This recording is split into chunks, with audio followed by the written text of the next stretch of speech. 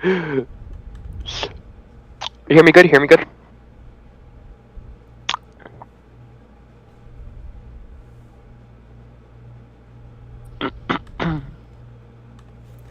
What's going on, everybody? Welcome back to another episode of the Three Wide Podcast. I'm Ethan Reich, and who am I here with today? Back at it with Ferrari, man. What's going on, bro? How you been? How's everything? I'm alright, mate. How you been? I've been not stressed, but hold on. I've been definitely worked. You know what I mean? Like this week has been pretty busy. Of course, we usually stream on Wednesdays, but we had a bit of technical difficulties both yesterday and Sunday night, I believe, where we couldn't get things going. I ended up buying something that I don't think I needed, but we moved past that. At least we're streaming now, so we're all good. But yeah, enough about my boring life. Let's get right into the Formula One that happened this past Sunday, and a crazy Japanese Grand Prix it was. Me and Bryan, went racing on Saturday, and I was imminent that I was gonna stay up for the Japanese Grand Prix. And that just did not happen. So for us, we're in New York, right? So, the Japanese Grand Prix was at 1 a.m. Our time, and we did 2 races, which we're gonna actually show you guys because we are starting our own main channels. We'll have all of our own racing content, from like our overtakes to our battles to our funny moments, you name it. Like, we'll have it on our main channel. We'll leave that link in the description, and we'll let you guys know when that happens. But yeah, so I was like, yeah, Bryan, I'm gonna definitely stay up and watch the race. And then if you want, I could pick you up from your house. We could watch it together. Bro, once it hit like 11:40 it hit. Bro, I closed my eyes for like 2 seconds. I open, and it's 4 a.m. and I see 12 missed calls from Bryan. I was like, oh, man. Bro, I felt so bad. 'Cause I wanted to watch the race. But kind of glad I missed it because holy shit. Like, there was a lot in that race going on, but also the race was so going on at 4 a.m. Like, it was just about to end. But let's get into the race and how crazy that was. Watching it back from the highlights. So we had pretty intense qualifying for the Japanese Grand Prix. We had Max on pole, right? Was it Max on pole? I believe. Yeah, it was. Max on pole, Leclerc second, Sainz in third. Ocon, I believe, was in fifth for qualifying. A pretty good qualifying in the wet. Yeah. Yeah. Suzuka in the wet in general is just very, very interesting. Yeah, there was rain expected for the whole weekend. I didn't think it'd be that bad that it was on race day, but let's talk about the race. Lap 1, what a calamity it was. Carlos Sainz getting hit, I believe, spinning out into the barriers that ended up flying off the wall into poor Gasly with a fucking crazy race he had. It was the signs, like the Rolex signs. Little Heineken signs, I believe, right? Or was it? Yeah. Was it Rolex? It was a Heineken or a Rolex sign. One of the green. Yeah, it was signs. like a green signs. Yeah. That replaced Gasly's front wing basically. That sign was the front wing for Gasly.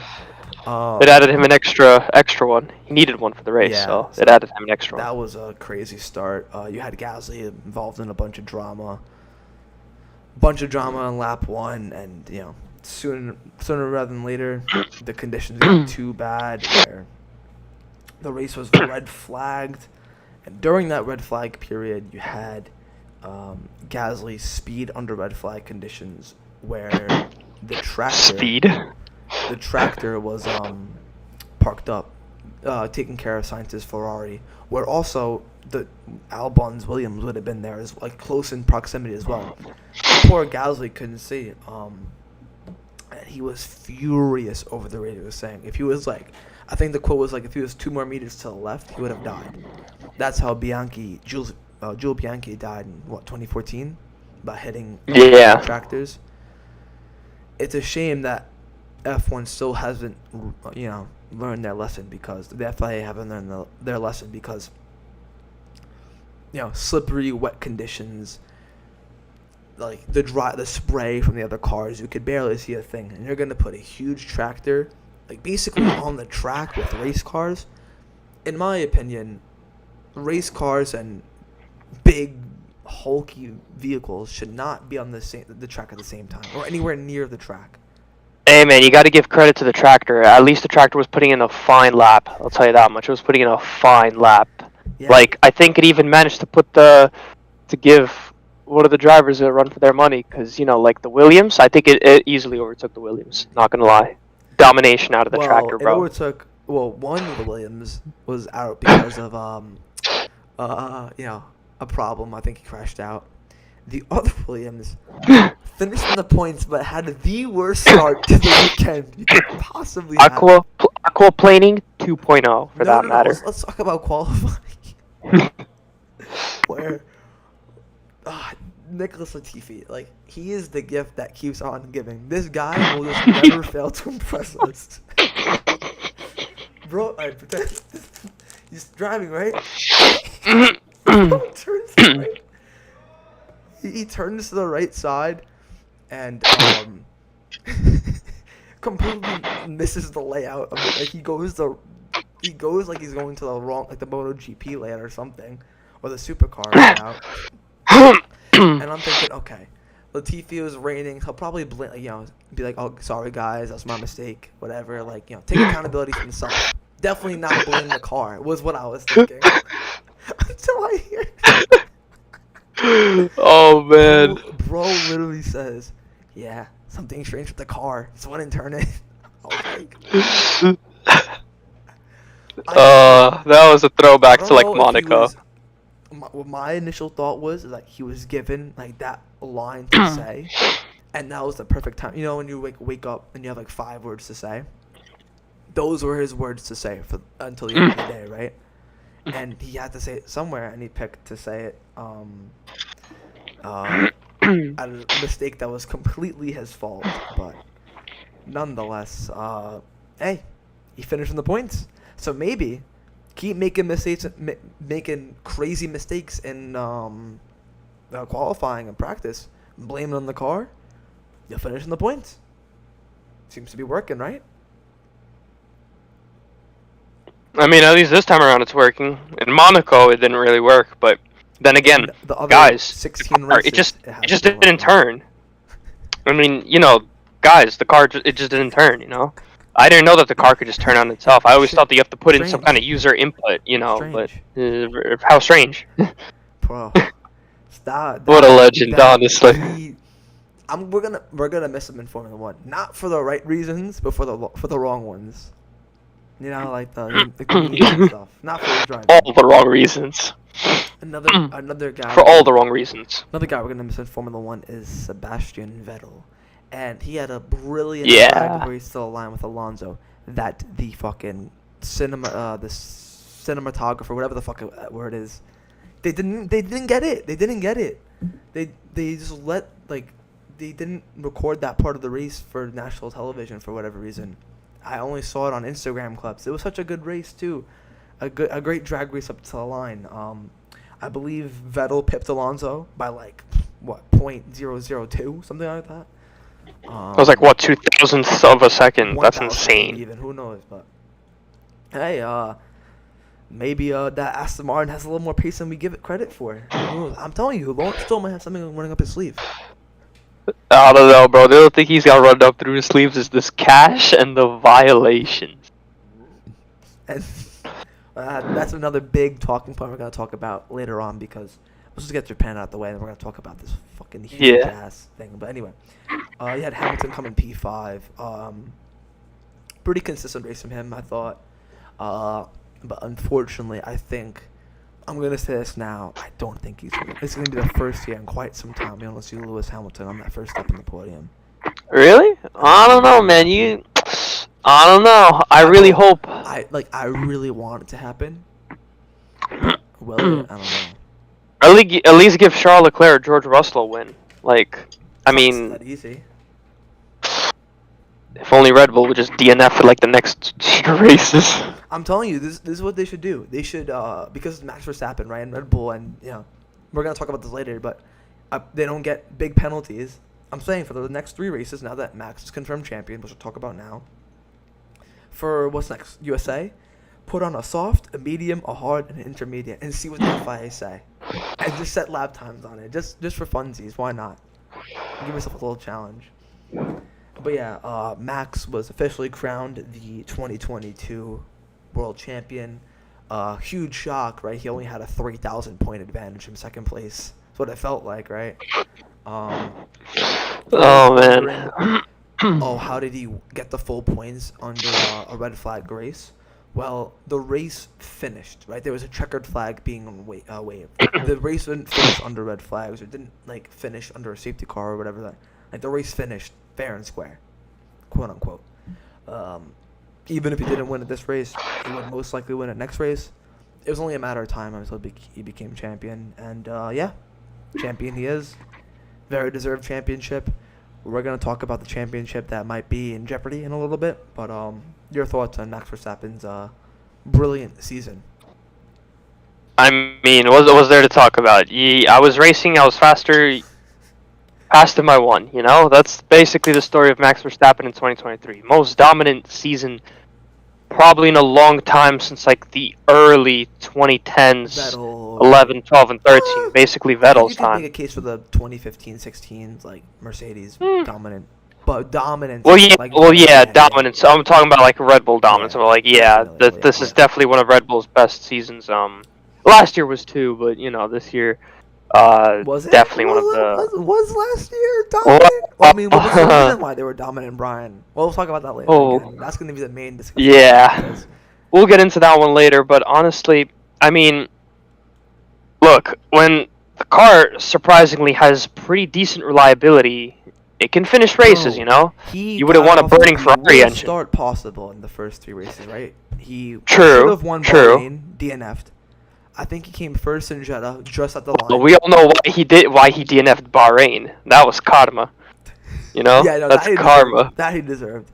100% deserved that. You know what? Now that we know what we know about Red Bull, he deserved Australia as well. I said, he doesn't deserve it. No, that Red Bull deserves it. No, I'm not playing. I'm only saying that because Lewis Hamilton got robbed, in my opinion. But So. Yeah, he had a terrible start in Bahrain. Should have won. Was leading the race the whole time effectively. What? He was fighting with Leclerc. He wasn't leading exactly. He was fighting with. He was, but he was fighting with Leclerc. It was on and off. Prancing off to the distance like recent races, but Leclerc. But Max was gonna win them most likely, right? 3 out of the 4 Red Bull cars DNF'd, right? Gasly, Perez, and Max in Bahrain. I'm pretty sure. Gasly was back of the pack. What do you mean? In fact, you know what? I'm pretty sure DNF'd as well. Or Yuki. In terms of who finished, I could check right now. Actually, well, no, I'm saying I think Gasly also DNF'd. I think it was 3 out of the 4 Red Bull cars. Yeah, Gasly did DNF. Yeah. Gasly DNF. Max DNF. Perez DNF. Basically, no, Yuki actually didn't. Yeah, I said everyone except Yuki. Yeah. He got 8th. Yeah. And Australia, again, another DNF for Max. And we're all saying, Red Bulls. And then remember, Horner was like, I'd rather fix a fast car than one that's reliable. Yeah. It seems to work wonders, right? Hasn't it? Look at that car now. Also, another note. Yeah. I've been kind of harsh on Sergio Perez, and he's proven me wrong. He's been consistently P2 the last couple of races, right behind Max. Give him credit because I feel like because of the dominance of Max, I feel like Perez was kind of there was no real pressure or expectation from him. It was mainly just Max. So you'd see Perez slip to P7, P6 sometimes, but now that Max is won effectively a couple races ago. You see Perez P3, P1, P2, really fighting for it. So I give Perez a lot of credit this last couple races. He really showed us the driver he is and how he deserves to stay at Red Bull for seasons on end. But yeah, completely dominant season by Max. Deserved championship. you got this one, unless Red Bull overspent again. But that's again a story for a later time. Later being 10 minutes. Yeah, Max completely dominated and gave his competitors literally no chance. Yes, the car was really, really good compared to other competitors, but Max was on a different level this season. Like, you'd see in the past seasons where he'd be prone to some mistakes in some areas, mainly because of how badly he wanted to catch the Mercedes of like Lewis Hamilton and Bottas at the time. But now that he knows that he's a top dog, he's a lot more consistent in his driving. Yes, he's still aggressive, which I love, but he's more controlled cautious. aggressive, I guess. Controlled aggressive, that's the one. Yeah. He's very consistent. His racecraft is, improved tremendously, like exponentially, tenfold. And yeah, he's not done, not even close to done. I think he could get 5. Yeah, no. He could get 5 in the next 7 years. I think Easy. Easy. Probably push the next 10 years. Easy. He could maybe say Lewis gets his 8. Max could equal that, if not go better. If the car stays to what we know it is. He's just a driver, man. He's just a great. Unless Williams magically just starts dominating from here on in, that would be crazy. Mr. Lando Norris gets a competitive car because that guy right there needs to be in a competitive car. I'm not doubting that, but I think McLaren's days. Honestly, if McLaren makes one more uncompetitive car for their 2 new best. I don't know, like, honestly, McLaren should be embarrassed. You don't want another 2016, 2017 McLaren season, where they were struggling. But, it's not that bad. What's it called? It's not that bad. It's not that bad, but, like, it's bad. It's that bad. Yeah, it's basically that bad. But yeah, if they fail to make a competitive car next season, they need it'd be really bad. They need to make a competitive car. You have one extremely proven driver and a proven. He's gonna be a race winner, right? He's going. I believe he will be world champion one day, at least one. And you have this. I could see that. Oscar Piastri, who hasn't really driven an F1 car that much, but he's won everything. Formula 2, everything. He's won. He's turned down Alpine, who looks like miles clear of McLaren at times. So we'll see. Yeah, for sure. I think Piastri would have signed that wouldn't have signed that contract from McLaren if he didn't expect big things from them. So it's now the ball's in McLaren's court to deliver, because if they don't, they're at risk of losing. That'll be really bad. But Piastri as well. And yeah. If Alpine go like this and McLaren go like this, the memes that Piastri will be in because he turned down what is a better car would be crazy. Yeah, that would be something. Another thing to say is that honestly, I would kind of want to see a new livery out of McLaren. I mean, you see the orange and black scheme, is but so nice. The future. It is, yeah. If they could keep that, oh my God, that would be so good. But if they could give a throwback to the retro white and red, ooh, that'd be cool. That would be pretty fire. No, the futuristic livery under the Singapore lights. It looks so much better than the original one. It's so much better. And it got them 4th and 10th, so even though they finished 10th and 11th in Japan, kind of reversed, because Alpine got 4th, 7th, so yeah. So I think Alpine retook the lead on. Let me check that real quick. What's the I'll tell you in just a second. I actually have it opened up. The standings. McLaren are trailing by 13 points. So yeah. I'm not gonna lie, it's not looking likely. I think McLaren will be P5. I don't think they're gonna. I was impressed with Alcon's P4. I mean, that's crazy. Speaking of, that came out of nowhere, straight out of nowhere. Confirmed to Alpine, where Nick DeVries was also confirmed to AlphaTauri. Something we didn't really see coming. I'll be honest. Yeah, your thoughts on this before I comment. Both Gasly and DeVries. For DeVries, the fact that he's not even a Red Bull driver, to go into AlphaTauri. That's pretty unexpected, but not entirely unsurprising. Of course, I would have wished to see him in a better team instead of AlphaTauri because, AlphaTauri, with their pace, at least this season, not looking very promising. Plus, it's sort of like the Red Bull's like unwanted trash bag team.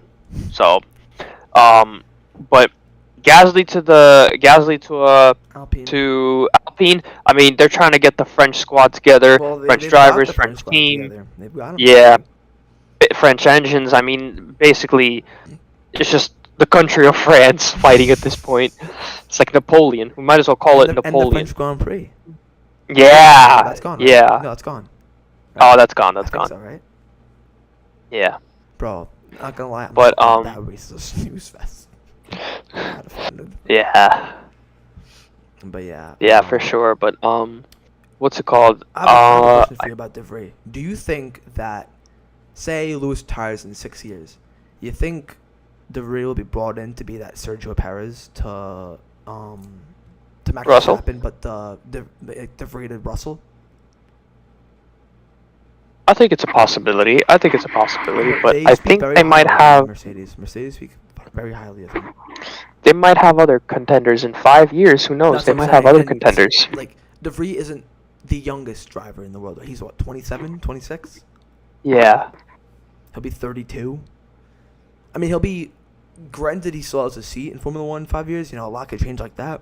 He'll have a lot of experience, and I'm sure he's going to be really, really good in Formula 1. There's a possibility to make him work with Russell. I think that'd be a pretty good combination, but again, it's 5 years on the line at least, right? Because we heard Lewis say he's got another 5 in him.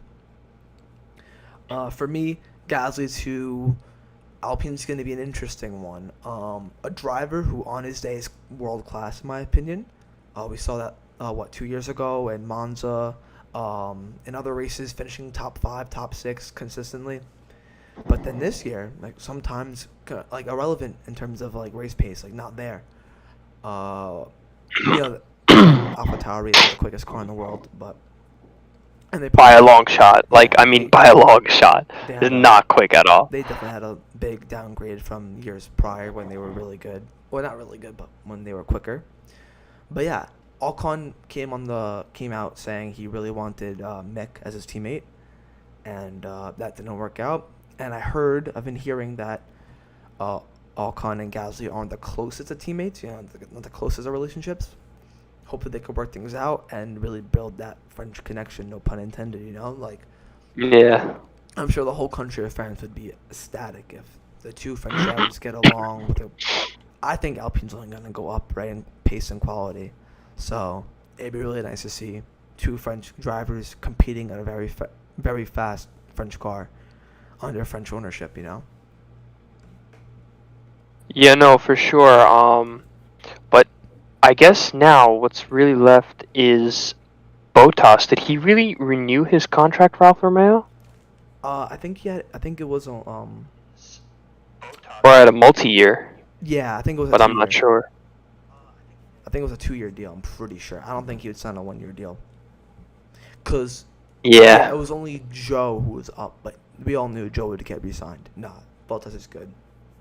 The only seats left, as we know, is the Mick. Williams and Mick might resign. I'm thinking he'll probably resign. So resign? I think he might resign. I don't know. Don't look like Gunther want him though. The Steiner ship don't want him. I would. I don't know. He had a really, really good run in the middle of the season. I don't know where that went. He did. He crashed after the FP1 ended. I'm pretty sure. Yeah. His crash bill must be insane. He's crashed, and like when he crashes, it's a big one. You know what I mean? Yeah, it's a big shunt. Rebuild and stuff.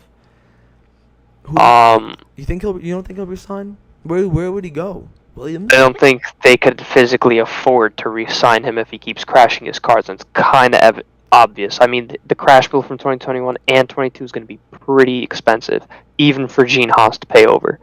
But and keep going. I have another bit. I think that.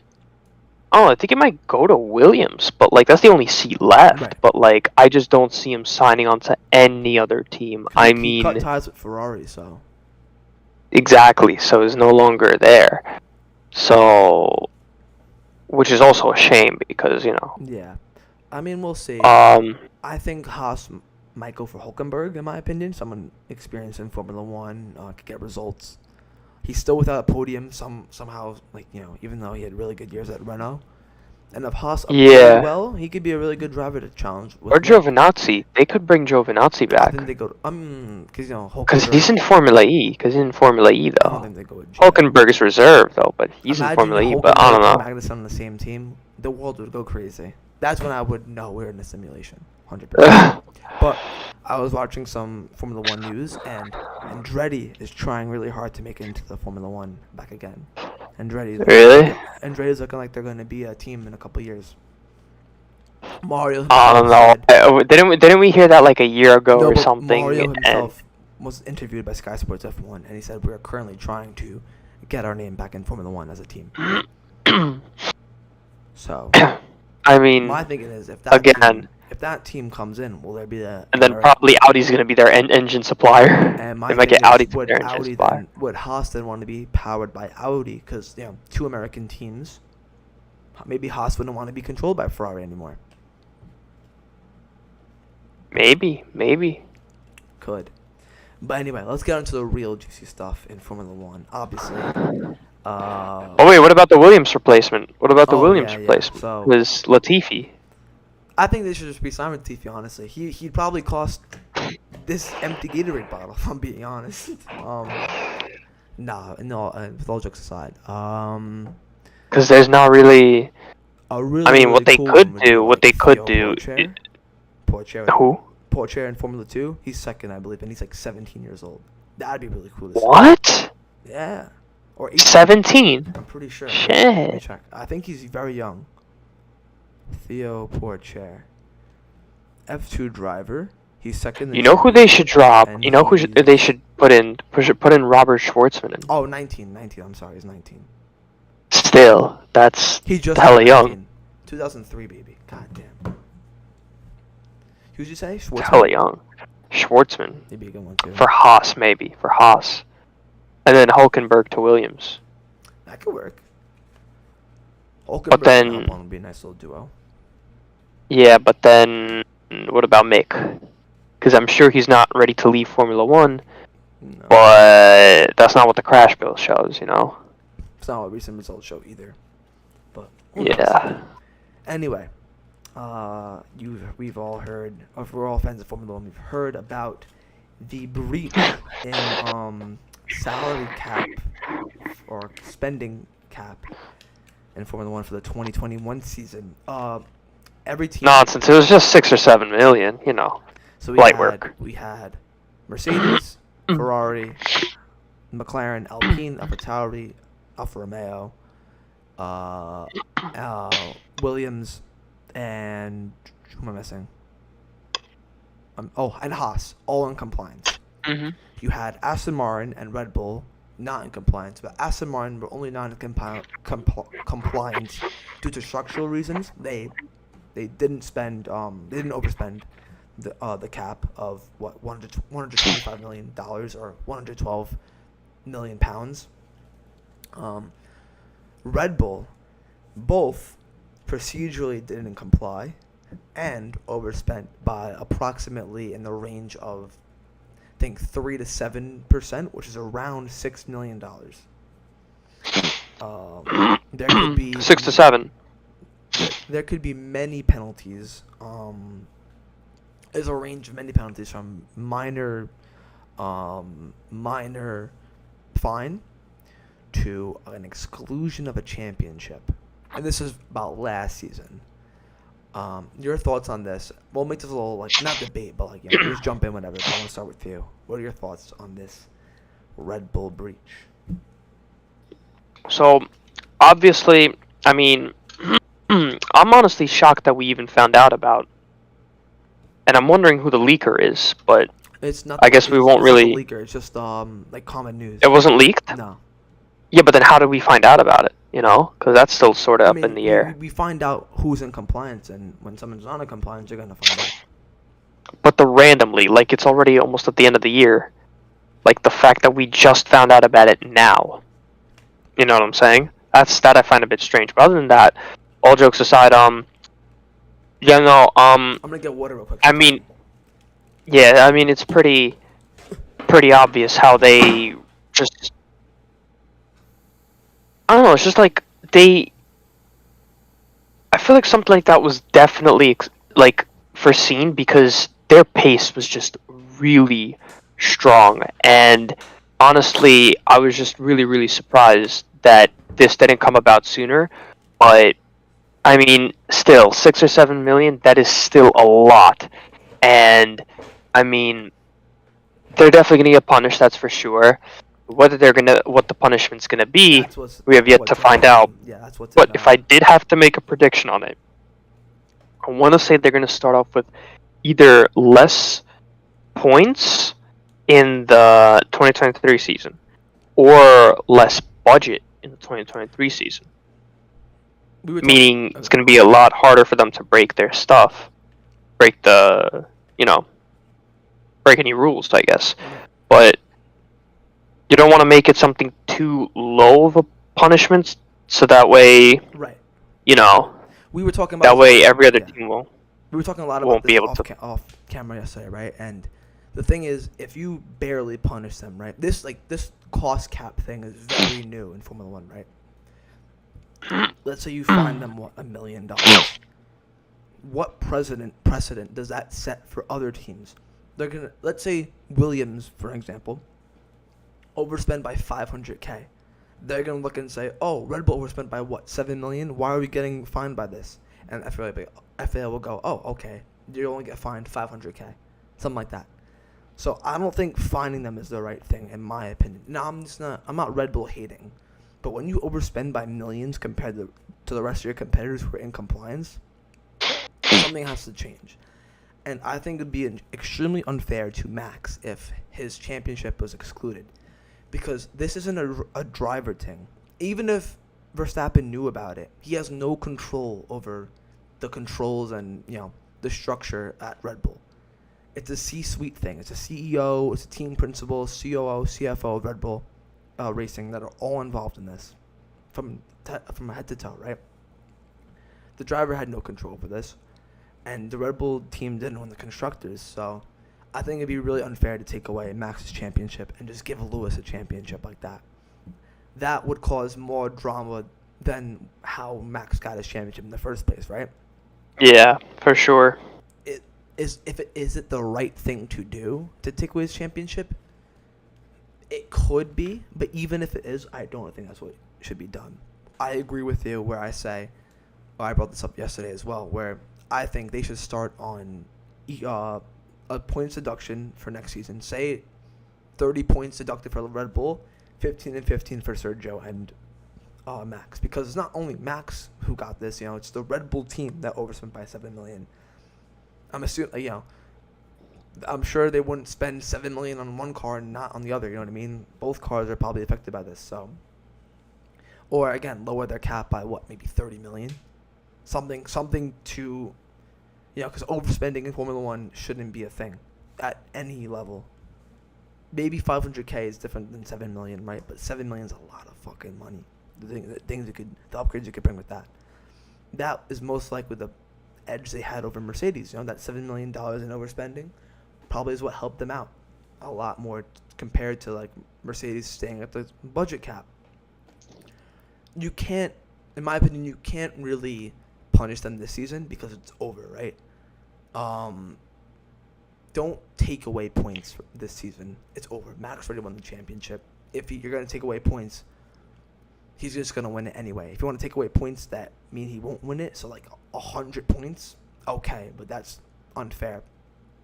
The end of the season, like you said, we're only finding about this now at the end of the 2022 season. So the only logical thing to do, in my opinion, is to, new season, fresh season, deduct points or deduct the salary cap for next season. I did want to quickly interrupt. If you did deduct Max of 100 points, let's say, because he's at 366 right now, the next one underneath him is 253, which is Sergio Perez.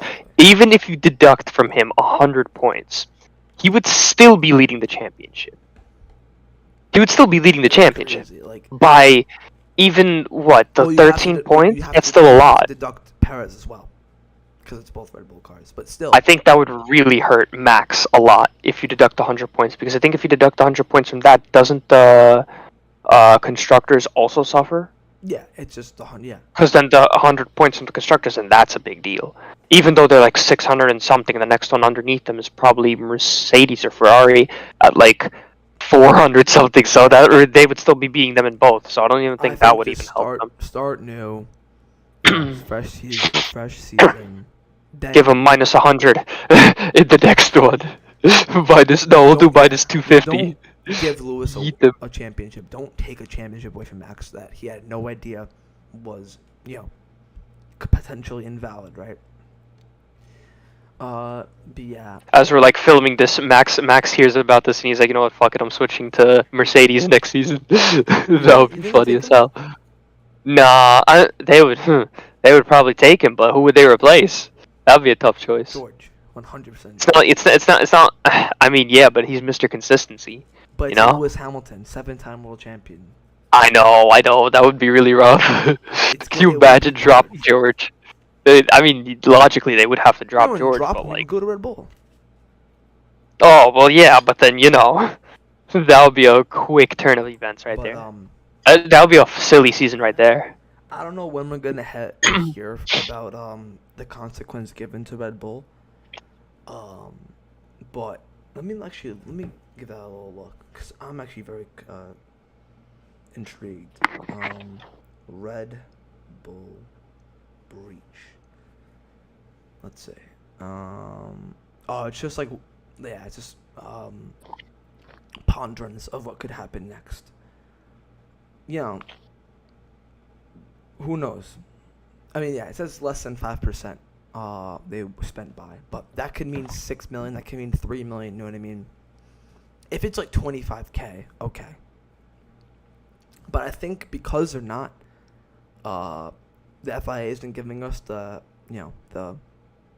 integer amount. It's probably pretty impactful, right? It's probably not 20. I feel like they'd tell us if it was 25,000. You know what I mean? Mm-hmm. So, because it's not that, I'm starting to wonder what this figure is and how badly did it impact Red Bull for the 2021 season. But I just hope the right thing gets done no matter what it is. It would be so stupid, in my opinion, to just do something this season or fine them $1 million. If you want to really make this impactful and set a standard of what's to be expected from these F1 teams, then hit them where it hurts. The good old saying, deduct points next season. Don't do anything this season. Don't take away Max's championship last season, because that'd just be stupid, in my opinion. And we'll start again with a fresh season, and then you could deduct points or money from Red Bull. I think that's the only thing that makes sense to me. What about you? Yeah, no, I agree 100%. They should just give him a race ban, They just give him a race ban. A one-time race ban. What's going on with Formula 1, you know what I mean? Actually, a one-time race ban, I don't know. That would technically be theoretically a deduction of points. This season or next season? No. Next season, okay. 2023 season, one-time race ban. For who? That would drop for both drivers? For both. Yeah, for both. For Red Bull. Like, that would drop them at minus 50. Has that happened before? Like, recently? Or we're both? Not recently, but like... That's what has to happen. Not recently, but... it's happened like 22 years ago. 22 years ago it happened, so they could still technically use it. Look, technically they have anything on the cards. Had a one race ban this season and still won the championship. In Bahrain, they double DNF'd. They still won. But yeah. No, I think that should be fair. A one race ban. Here's the thing. The extra 6 or 7 million, I did start to think about the... Like, I didn't even realize it, but like, 6 or 7 million is a lot. Yeah, I realized that, but like... The fact that, what if they never had that extra 6 or 7 million that they spent? fact that they might not have even been close to Mercedes. No, they would have been We still don't even know what they up. Closer, They would have been but close. like, true. But 6 or 7 million, we still don't even know what they upgraded. Because if Well, it says specifically what they upgraded, that would have been like, hey yo, in my you know. opinion, this like I've said this, you know. Because you could upgrade any part of the thing. You can upgrade any part of the car. I mean, yeah, basically, cooling, the engine, even like reinstalling one pipe. You're literally gonna 6 or 7 million is more than enough. Didn't fuck Whole up, body. if the FIA didn't fuck up the Abu Dhabi Grand Prix last year, Yeah. this would not be a problem. Because Lewis would have won the world champion, and Mercedes would have won the constructors. And yeah, Red Bull might have overspent, but it wouldn't have made a difference, right? Yeah. But Yeah, then it wouldn't have such a big deal. The FIA received so much backlash over their fuck up of the safety car in Abu Dhabi, and are now trying to make amends. And they should not make amends by excluding Max's championship, because although I believe it was won on the night unfairly, Max deserved it throughout his performance last season. Right, he was again not completely dominant, but he was class. He was insane. I think the only logical thing you could do is set a precedent of how impactful and how detrimental it could be to a team to overspend by hitting them where it hurts, which is next season. Don't do something stupid and just take away a championship that Max had no control over. Yeah. Yeah, I think you should just focus on next season, not touch anything about the season that's going on now and last season. It's what's done. It's done. You can say what you want about how Max won his championship last season. I certainly did. It's over. It's over. Don't rewrite the past. Just have this decision influence Red Bull's future. That's my opinion on what should happen. Yeah, for sure. I mean, definitely. I mean, let's just hope that whatever fine they do give them, or not fine, whatever punishment the FIA gives them, this should better be appropriate, because it better not be some kind of goofy-ass punishment, then it's like... It's the FIA, so what could you expect? Especially after the Japanese Grand Prix, where we probably almost had a driver die. So... Yeah. It's gonna fucking happen, man. Not entirely the smartest moves, for sure. Anyway, we have the USA Grand Prix in around a week and a half time. A track that Mercedes have been quite dominant at, apart from last season. I think Verstappen won last season. Yeah, he did. Any quick predictions on the USA Grand Prix? We'll discuss it more, definitely on Sunday and next Wednesday. But yeah, what do you think is gonna happen in USA, in Texas? I mean, let's be honest. The layout of the track alone already suits the Red Bull cars. I mean, I just can't get over the Ferrari is just so fast. It's so good. It's honestly one of the best cars on the grid. Period. Like period.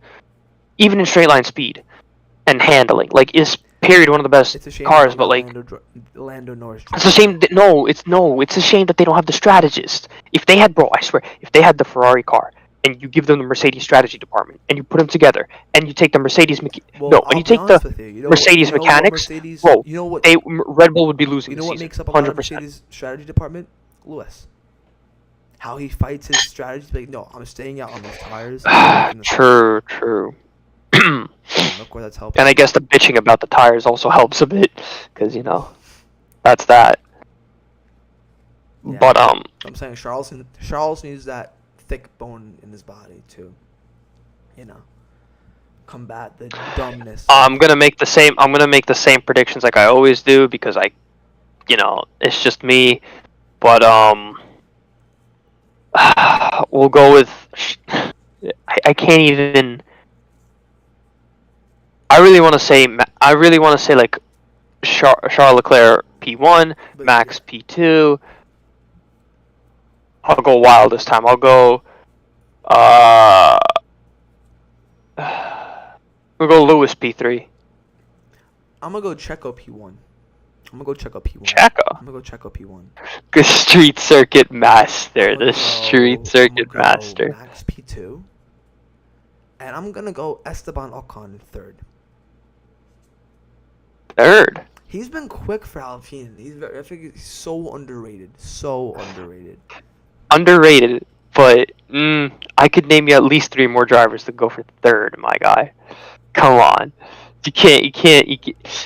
Respectfully, fourth was really good of a finish, but I don't know, man. Like, it's Formula One. Anything can happen, right? true, but like, when this happens, I will come back to when Esteban Ocon finishes in third, and Charles Leclerc DNFs, and I'm gonna be like, "What'd you say?" Nah, that's what I thought. I just hope, honestly, it's not that I don't wish him bad, but like, bro, I just want Charles Leclerc to get like winning Brazil, winning Abu Dhabi, winning. Oh, come on, man. Nah, he has to win in Brazil. He has to win in Brazil. If it's not, he has to win in Brazil. If it's not him, then I want at least like Hamilton. I mean, Max just in Brazil. It'll be Hamilton, and Max is gonna win Abu Dhabi. Max is probably gonna win Abu Dhabi. Make amends for last season, where everyone called it robbed or something. He's gonna drive the best race of his life. It's my prediction for Abu Dhabi. Or not, or Lewis will win it. That would be a crazy turn of events. Imagine Lewis wins Abu Dhabi. That shit would be crazy. That would be crazy. No, I actually kind of want that to happen. Latifi wins. Latifi wins the last season, and he'll win himself this season. He wins in Brazil. He wins in Abu Dhabi. Can you imagine that? That shit would be scary. That would be scary. But yeah, who knows in Formula One, man? It's gonna be a good race. What, 3 races left? USA. No, 4. USA, Mexico, United Brazil, States, and, Mexico, yeah. Abu Dhabi. And yeah, it's coming to a quick end. Probably don't remember. I mean, always quick because we had one driver really dominate the whole year, right? That's why. And we had the team on your hat consistently fuck up after fuck up after fuck up, both on the strategist and the driver's side. More on the strategist, but drivers as well. Cough, cough, Imola, cough, cough, France. Bro, you can't lie. I mean, he was sending it. Yeah, into the barrier. He sent it into his best friend Barry. Bro. But yeah, as I said earlier as well, if you check out our main channels, which we'll talk about on our Instagram, 3 Wide Podcast, we're gonna post our own racing clips. Because we drive with people who shouldn't have their fucking boating license. It's funny. Back markers. Yeah, it's quite ridiculous, and I think it'd be good content for you guys to watch. This guy. And unlike the F1 races, you won't have any bad pit stops here. That, promise you. But you will have. I hope not. Well, you have some bad injuries at one point. There's definitely gonna be a clip you see of one of us almost called ambulance, but not for me. Yeah, seriously. For the 18 back markers we have to go through. But anyway, hope you guys enjoyed the stream. If you have, please like, comment, and subscribe. I look forward to seeing you guys on Sunday when we do another episode talking more about news in Formula One, things of that nature. I'm talking about how Charles Leclerc finishes P1. That's not happening, respectfully. I'm sorry. It's not happening. No, it is happening. It is happening. The guy who drives number 1 this car is going to finish P1 in every single race for the rest of the year. Bro, I believe in them. You said this last time. Come on. Out, so. He has to get more than 3 wins in a season, bro. Come on. He could have if he wasn't stupid sometimes. Anyway, I'll catch you guys. Take care and peace, everybody.